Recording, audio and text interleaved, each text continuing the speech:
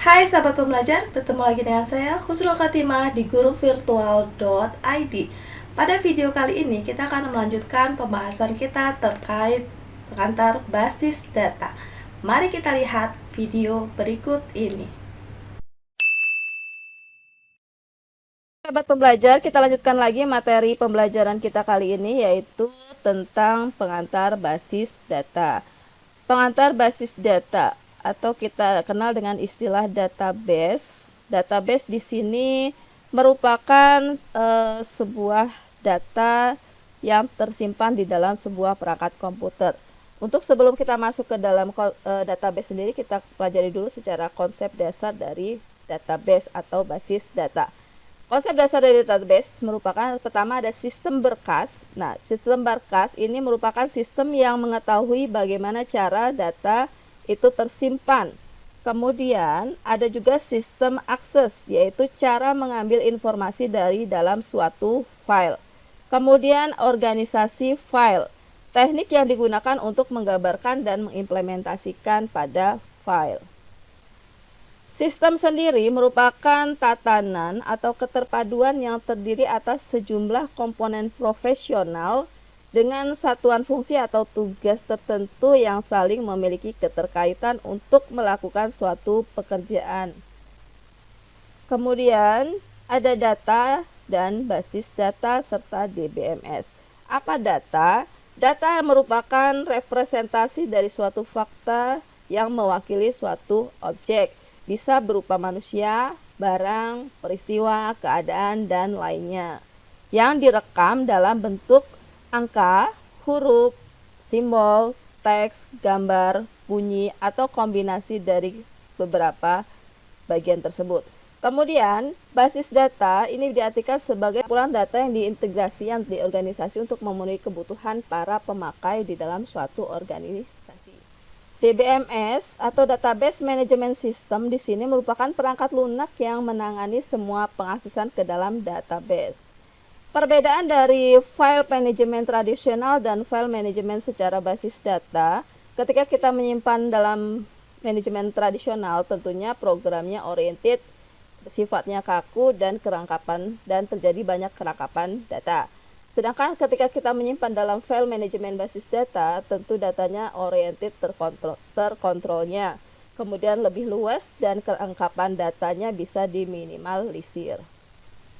Kelemahan dari keduanya, yang file manajemen tradisional ini bisa menimbulnya data rangkap dan tidak konsisten. Data tidak dapat digunakan secara bersama-sama, kesukaran dalam pengaksesan data, tidak fleksibel dan data tidak standar.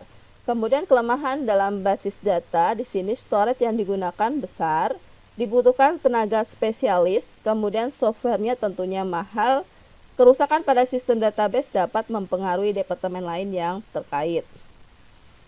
Keuntungan dan tujuan manajemen basis data. Tujuan dan keuntungan dari manajemen basis data diantaranya, untuk keuntungannya tentunya terkontrolnya kerangkapan data. Terpeliharanya kekonsistenan data, data dapat dipakai bersama-sama, data dapat distandarisasikan, keamanan data dapat diterjamin dan integritas data terpelihara serta data independen. Sedangkan tujuannya, 1. Kecepatan dan kemudahan, 2. Efisiensi ruang penyimpanan, 3. Keakuratan, 4. Ketersediaan, 5. Kelengkapan, 6. Keamanan, dan 7. Kebersamaan. Nah, istilah dalam basis data itu ada beberapa contoh. Contohnya adalah enterprise, yaitu suatu nama badan usaha. Kemudian entitas, itu sekumpulan objek yang memiliki karakteristik yang sama dan bisa dibedakan dari lainnya. Contohnya barang, orang, tempat. Misalnya enterprise pegawai, mobil, enterprise nilai, dan sebagainya. Kemudian ada atribut, elemen data. Atribut ini bisa mengidentifikasikan entitas. Contohnya, entitas mobil adalah nomor mobil, merek mobil, dan warna mobil. Kemudian istilah lainnya ada nilai data atau data value. Kemudian ada record data, merupakan kumpulan dari field yang berhubungan satu dengan yang lainnya. Kemudian ada file, kumpulan dari record yang menggambarkan himpunan entitas. Kemudian ada basis data sendiri, yaitu kumpulan file-file yang digunakan oleh seorang program aplikasi serta membentuk hubungan tertentu di antara record-record dari file-file tersebut.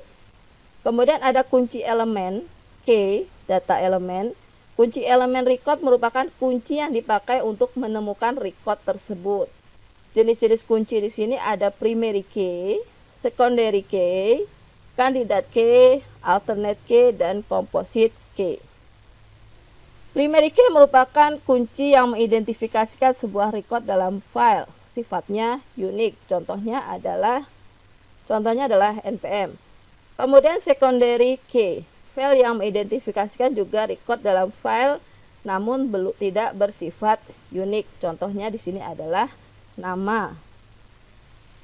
Kemudian ada candidate key, file-file yang bisa dipilih atau dipakai menjadi sebuah primary key. Biasanya kombinasi antara npm dan kode kelas. Kemudian ada composite key, merupakan kunci yang dibentuk dari beberapa field. Misalnya ruang ini terbentuk dari arf ruang, L1 lantai, dan R ruang kelas. Kemudian ada foreign key. Foreign key merupakan file yang bukan key tetapi adalah kunci pada file yang lainnya untuk menghubungkan antar tabel. Misalnya dalam tabel mata kuliah ini memanggil kode di sini kode dosen. Kode dosen merupakan foreign key pada tabel mata kuliah atau pelajaran. Dan di sini kode dosen merupakan primary key pada tabel dosen. Nah, komponen sistem basis data ini terdiri dari hardware, perangkat keras, ya, kemudian ada operating system, perangkat lunaknya, kemudian database itu sendiri, manajemen database-nya, kemudian DBMS, database management system, perangkat lunak yang digunakan dalam pembuatan database, kemudian user, pengguna, kemudian optional software, yaitu perangkat lunak yang sifatnya sebagai peralatan pendukung.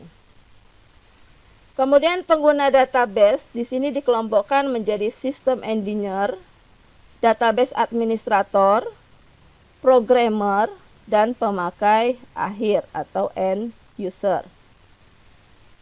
Kemudian bahasa basis data ini dibedakan menjadi dua, ada bahasa DDL, Data Definition Language, dan ada bahasa DML, Data Manipulation Language.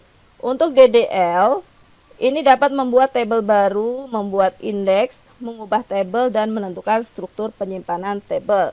Sedangkan untuk DML, ini perintahnya berupa penyisipan atau penambahan data baru, insert, penghapusan data, delete, dan pengubahan data, update.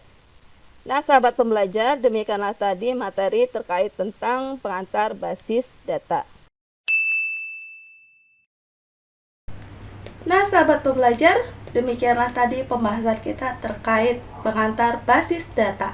Saya Husnul Khotimah mengucapkan banyak terima kasih atas perhatian Anda semua. Salam semangat dari guruvirtual.id.